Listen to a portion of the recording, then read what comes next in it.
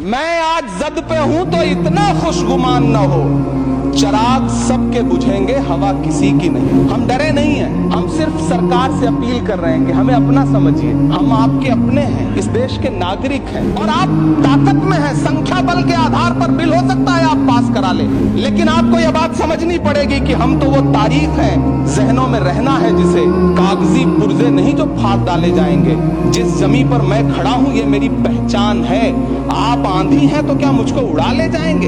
ये बिल सिर्फ इस देश के मुसलमानों को नीचा दिखाने का और अपने एक ऐसे मतदाता वर्ग को खुश करने का बिल है जिनको इस बिल के पास हो जाने से कुछ मिलेगा भी नहीं। जिल्ले इलाही, जमहूरियत जो है वो नफरत और ठसक से नहीं चलती है, अकड़ से नहीं चलती है, उसमें सबकी हिस्सेदारी जरूरी है। सबको समझना पड़ेगा कि जब जंगल में आग लगती है तो न वो बरगद बचते हैं जो हवा को आंधी में तब्दील करते हैं, न वो बांस बचते हैं जो आपसी रगड़ से चिंगारी पैदा करते हैं। जिस बिल को मुसलमानों के हुकूक की हिफाजत करने वाला बिल बताया जा रहा है, उसी को पेश करने के लिए और उस पर बात करने के लिए लोकसभा में भाजपा सरकार के पास एक भी मुस्लिम सांसद नहीं है। जिस वक्फ बिल को मुस्लिम महिलाओं को हक दिलाने वाला बताया जा रहा है, उसे संसद में पेश करने वाली पार्टी के पास न तो राज्यसभा में, न लोकसभा में, न देश की किसी विधानसभा में एक भी मुस्लिम महिला सदस्य नहीं।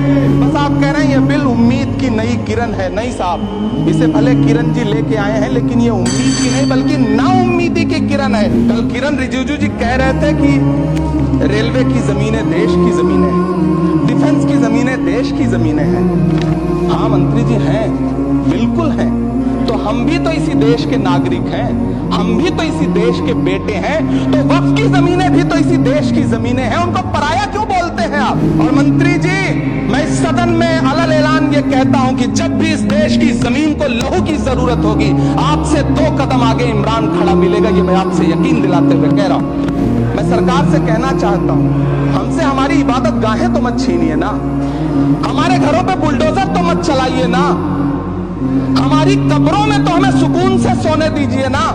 लेकिन डॉक्टर बाबा साहब अंबेडकर के संविधान को हर दिन कुचलने वाली ये सरकार देश के मुसलमानों से नफरत में इतनी अंधी हो गई है कि खुलेआम देश की संसद में देश सरकार के माइनॉरिटी मिनिस्टर साहब और होम मिनिस्टर साहब झूठ बोलते हैं और देश को गुमराह करते हैं। धन्यवाद मोदी जी, क्या बढ़िया सौगातें मोदी दे रहे हैं आप।